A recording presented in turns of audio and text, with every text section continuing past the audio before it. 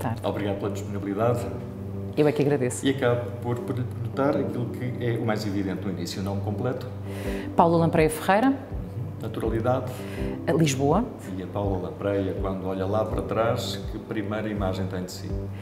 Essa é uma pergunta muito interessante. Quando olho bem lá para trás, a primeira imagem que me vem é com a minha avó.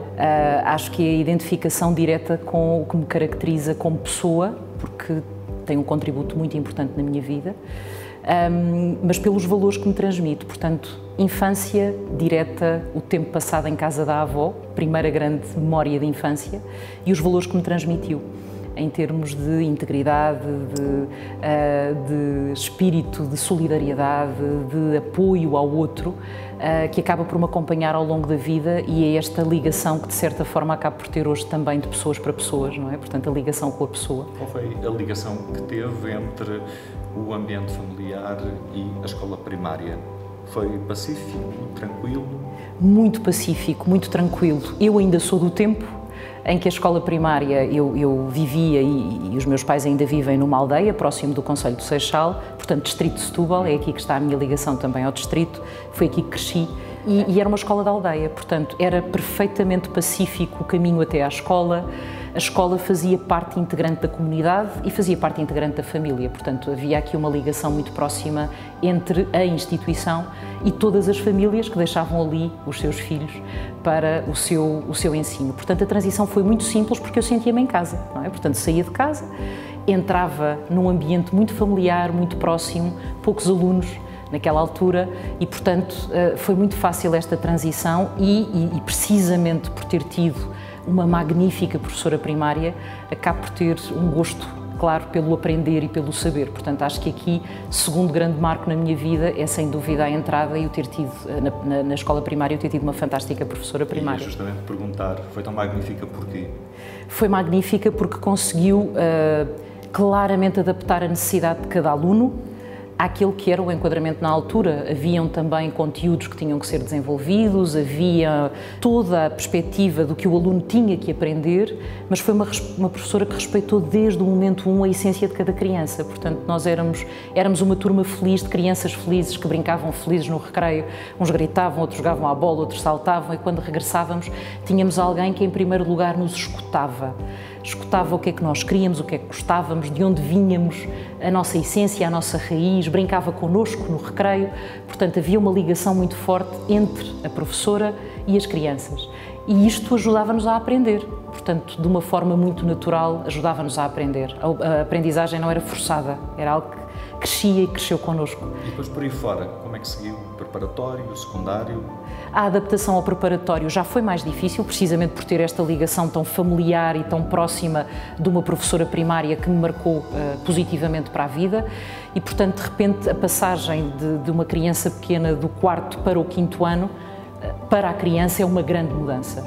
E, portanto, nós hoje vivemos em alguma realidade de comodismo, deixamos os filhos próximo da escola, mas eu aprendi rapidamente, como todos os miúdos naquela altura, ou a ir a pé, ou a apanhar o autocarro, a ganhar mais autonomia. Portanto, de repente deixei aquela criança de 4º ano para trás e tive que começar a crescer como todas as crianças. Portanto, a adaptação a mais professores, a mais conteúdos, a uma realidade que acho que todos os miúdos ambicionam, que é ser mais crescido, mas depois de lá estar é o medo. Portanto, o meu 5º e o meu 6º ano foram anos de desafios. Passei por muitos desafios no preparatório, nomeadamente o que hoje é a palavra grande de bullying. Eu acabei por o sentir de uma forma direta, por ser tímida, reservada, introvertida, portanto tinha ali uma série de características que hoje não se demonstram, portanto felizmente são superadas e ultrapassadas, mas o que é certo é que senti a pressão de ser diferente ou de pelo menos me isolar e reservar. E isto não era bem aceito por alguns miúdos e acabei por me sentir afastada da realidade do preparatório. Mas mais uma vez, e aqui é sempre importante haver professores e haver colegas que nos ajudam a integrar e nós querermos essa integração e, portanto, consegui ultrapassar com o apoio da direção da escola na altura, uma presença clara dos meus pais e depois um acompanhamento de colegas que já naquela altura se uniam para defender quem poderia ter algum papel mais frágil.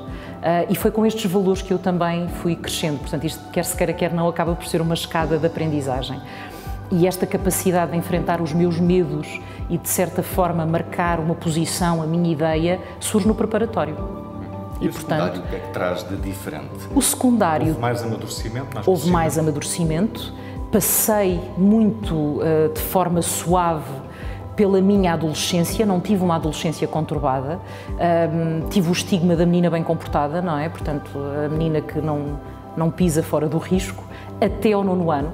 E atenção, no 9º ano e a partir daqui não pisei fora do risco, mas comecei a ganhar mais autonomia, mas claramente tive a oportunidade, e aqui a educação e os pais acompanham, não é? Portanto, quando entrei no meu 10º ano, claramente tive uma maior disponibilidade dos meus pais para compreenderem que eu precisava de ter autonomia, precisava de criar um caminho meu, e deram-me mais autonomia. Portanto, eu tinha a possibilidade de sair com os amigos. É este complemento que vem no secundário, não é? Portanto, não só a escola, mas também a partilha. E qual era o caminho que nessa altura pensava que iria ter quando chegasse o momento de decidir? Não tinha nunca um caminho definido. Nada. Nunca tive. Eu posso lhe dizer que, não querendo regressar ao momento de infância, mas quase pegando na memória, lembro-me perfeitamente de, em miúda, brincar, e vai ser engraçado quando lhe explicar o que faço hoje. Eu sabia que conduzia um carro, que tinha papéis ao meu lado e que tinha crianças lá atrás. Portanto, eu desde sempre sabia que queria ser mãe, não é? Porque conduzia os meus filhos. Nunca tive o sonho de ser professora, embora tenha tido um ótimo exemplo na primária, mas sabia que queria ser autónoma e independente, não é? Era eu que ia a conduzir o carro, tinha papéis ao lado, portanto, alguma coisa eu tinha ligada a esta, o que concretamente não sabia. E, portanto, foi uma evolução muito, muito interessante. Quando entrei no secundário, continuava sem saber. E talvez por isso tenha sido o desafio do secundário. Onde é que eu me posiciono? O que é que eu quero ser quando crescer? O que é que eu quero ser quando tinha colegas com ideias muito definidas e na altura, e uma das coisas que me recordo, porque isto já foi no final do secundário, nós tínhamos a ideia vincada. Eu, por exemplo, queria fazer 18 anos para poder votar. Hoje passamos por isto um bocadinho em claro, mas eu queria ter 18 anos para poder votar, para tirar a carta de condução, portanto eram marcos. Agora, o que é que eu quero fazer da minha vida? Não sei. Mas tinha colegas que tinham esta definição, aqueles queriam ser médicos, queriam ser enfermeiros, queriam ser farmacêuticos. Isto preocupava-me e teve impacto. Chegou esse momento da afirmação? Chegou exatamente quando eu não conseguia entrar na faculdade, nem no Politécnico. Portanto, de repente deparei-me com uma realidade. Eu até aqui sempre aluna boa, notas médias, de repente pensei o que é que eu quero fazer e, portanto, claramente eu segui um caminho, acho que o caminho me foi colocado à frente e eu simplesmente fui lendo sinais. E não conseguiu entrar porque as suas escolhas iniciais foram? As minhas escolhas iniciais foram associadas à área da biologia e, portanto, não fugi à matemática e segui este caminho, mas o que é certo é que, quando terminei o 12º ano, pensei, bem, se não sei o que é que quero ser, vou ser psicóloga. Gosto de pessoas, gosto do contacto com as pessoas, portanto, claramente é por aqui que eu quero seguir, de certeza que quero ser psicóloga. Candidatei-me e não consegui entrar. E, portanto, acho que foi o meu primeiro balde de água fria, não é? Até aqui, aluna com médias razoáveis, a passar sempre, nunca tinha passado verdadeiramente por uma dificuldade, como se pode chamar dificuldade, o que tinha passado no preparatório. Esse embate para mim foi um choque, claramente. Portanto, pensei, eu já não vou fazer nada da vida. E aí sim temos o dramatismo da inexperiência, não é? E, portanto, já não vou conseguir fazer nada. E mais uma vez entra o papel dos pais, tão importante em determinados momentos. O meu pai disse-me, não tenhas problema nenhum, enquanto decides o que vais fazer, vais trabalhar. E, portanto, foi isso que aconteceu, mas vou trabalhar para onde? O que é que eu posso fazer? E, portanto, o mais imediato na altura era o McDonald's. O que é que eu sei fazer? Era o McDonald's, fui trabalhar para um restaurante McDonald's. E o que é certo é que 9 meses a trabalhar num restaurante em que tive que, miúdos, porque ao fim e ao cabo, entre os 18 e os 19 anos, tinham que gerir equipas, liderar equipas, trabalhar em equipa, ter uma noção clara do que é que tem que se fazer para gerir um restaurante, porque o restaurante é gerido por uma equipa de miúdos, se assim se pode dizer. Eu pensei, eu quero trabalhar com pessoas, mas não numa perspectiva de tratar ou cuidar da pessoa, mas numa perspectiva de gestão de equipas, de liderança. E é aí que se faz a ponte com o Instituto Politécnico de Setúbal, porque na altura estava a nascer a Escola Superior de Ciências Empresariais, Ela surge no ano em que eu não consigo entrar e, portanto, eu estava a apontar todas as minhas escolhas para Lisboa e é nesta altura que contacto no McDonald's com colegas que estavam a começar o seu curso de Gestão de Recursos Humanos em Setúbal. E o que me apresentaram da escola, da dinâmica, eu achei interessantíssimo, achei, ok, é por aí mesmo.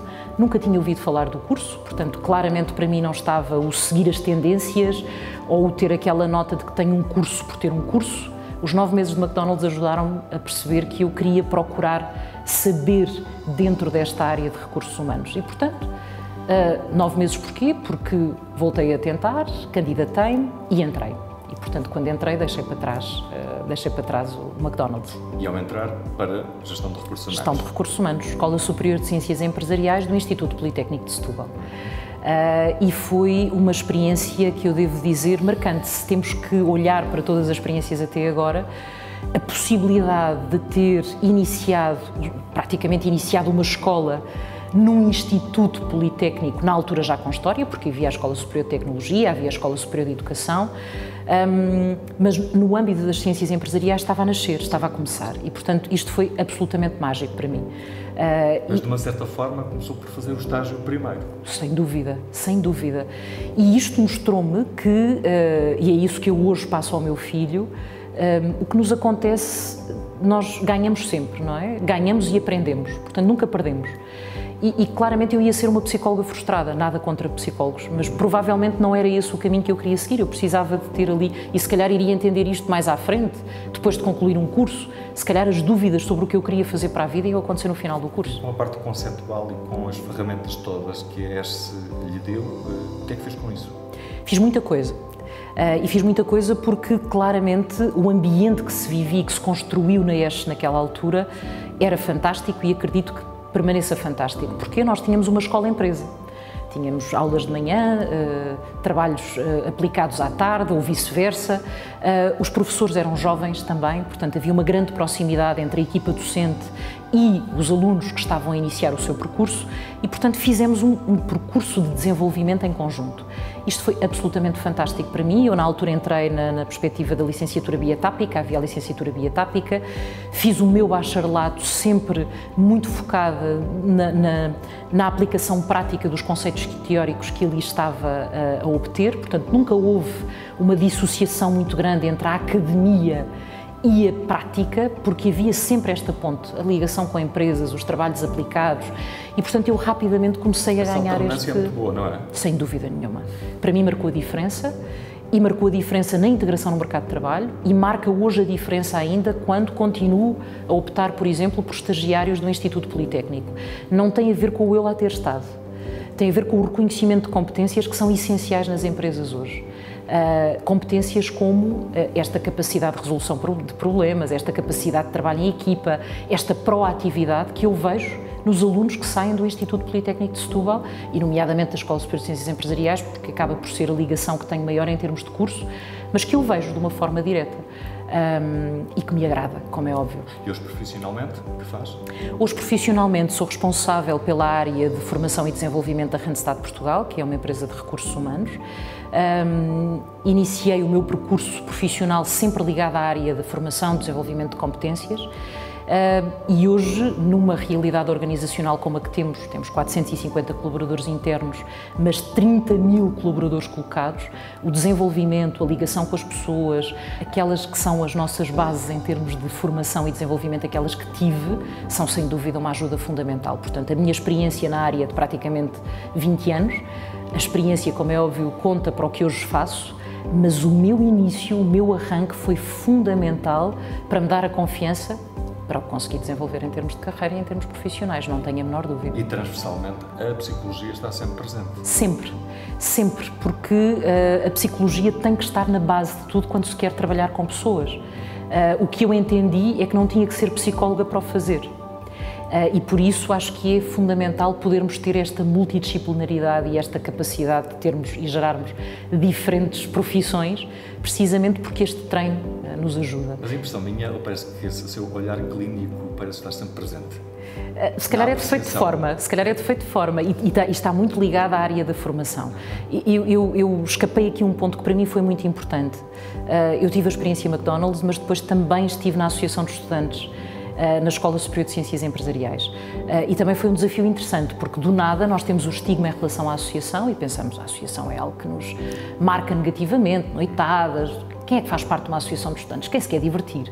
E o que é certo é que complementei aqui muitas das competências que precisei para a integração no mercado de trabalho, porque, mais uma vez, é um grupo de jovens e, na altura, nós criámos a associação, não criámos de raiz, já havia uma base de trabalho que tinha sido feito anteriormente, mas marcou-se a diferença. Tive o orgulho de ser, isto não é para me gabar, mas acho que é importante, fui a primeira presidente da Associação de Estudantes, na altura a surgir na Escola Superior de Ciências Empresariais e penso que no Politécnico. Então foi uma afirmação de género também. Foi uma afirmação de género também, exatamente. Portanto, foi ali uma afirmação de género para mostrar, e aí havia igualdade. Portanto, aí toda a gente respeitava, independentemente se fosse homem ou mulher, quem pudesse assumir aquela posição, mas foi uma experiência absolutamente fantástica. Nem há outra forma de pensar. Não, sem dúvida nenhuma, não pode. Quando olha para trás e olha para aquilo que foi o seu percurso dentro do Politécnico, o que é que considera, entre as várias coisas que, com toda a certeza, foram muito marcantes para si, uma que efetivamente seja significativa e que queira connosco partilhar hoje?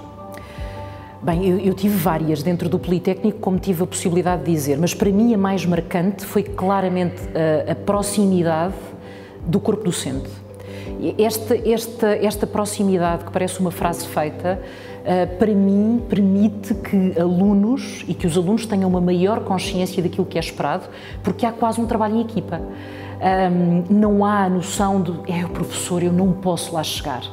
Como nós sentimos muitas vezes no ensino universitário. Portanto, é muito aquela perspectiva, o Politécnico traz um pragmatismo à aprendizagem e ao ensino superior que nós precisamos.